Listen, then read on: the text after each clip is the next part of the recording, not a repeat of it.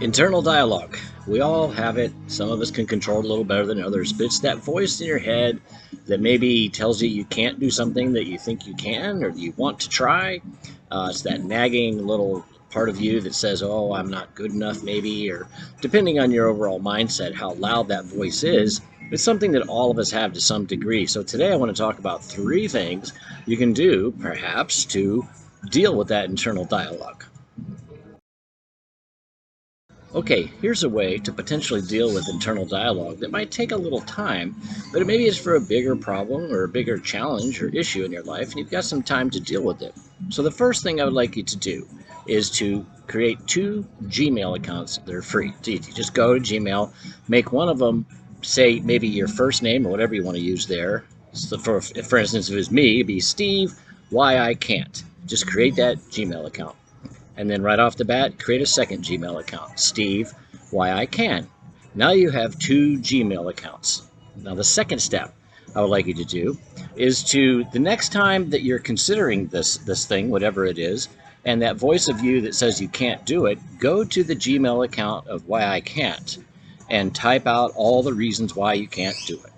You know, if it's something like maybe you're trying to give up smoking or something, when you're having a cigarette or right after you have a cigarette, type in what that experience is like, what it gives you, what you think you take from it, and all those kinds of things. Maybe after that, then look at it, fine tune it a little bit, and email it to the other account that you've made. So I would email it to Steve at Why I Can. And then a day or so later, go back and open up the Why I Can when you're feeling more empowered about maybe wanting to cut back on smoking. And I'll just use that as the example. Type out here, well, first off, read it and see what it said. And try to come up with a sort of counterpoint to those things.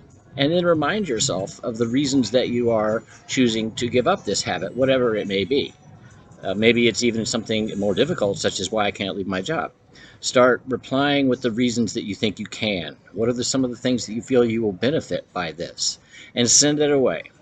And so then over the next few days, couple weeks, whatever it might be, anytime that perhaps maybe you have a cigarette, or anytime you're feeling like, oh, I really can't leave this job, or whatever it might be, I can't get out of this relationship, go back to that Why I Can't email account, open up the one that had, open up the account, and then read the email you got. See how that resonates with you right now. And now reply. Just so you go back and forth this way over a couple of days, a couple of weeks, and send these messages back and forth to each other, because both of the voices are yours, whether you like it or not.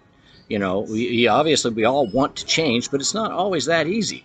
So this way you're sending this message back and forth, and when you're in the I can't and you're in the I can, fully own it. Get into it all the way.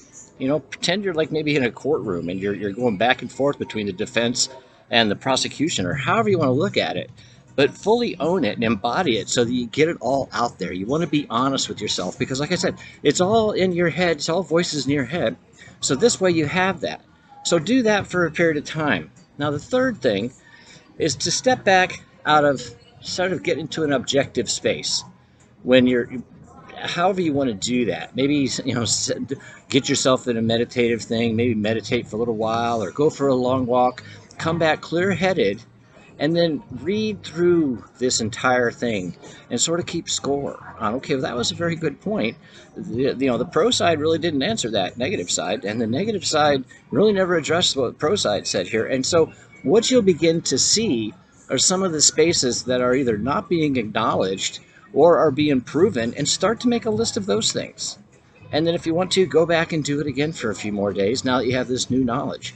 But so what I think you may be able to do here is to fully have both of those voices out there of why I can and why I can't, back and forth, going back and forth, fully embodying them as you send these messages back and forth to these email accounts.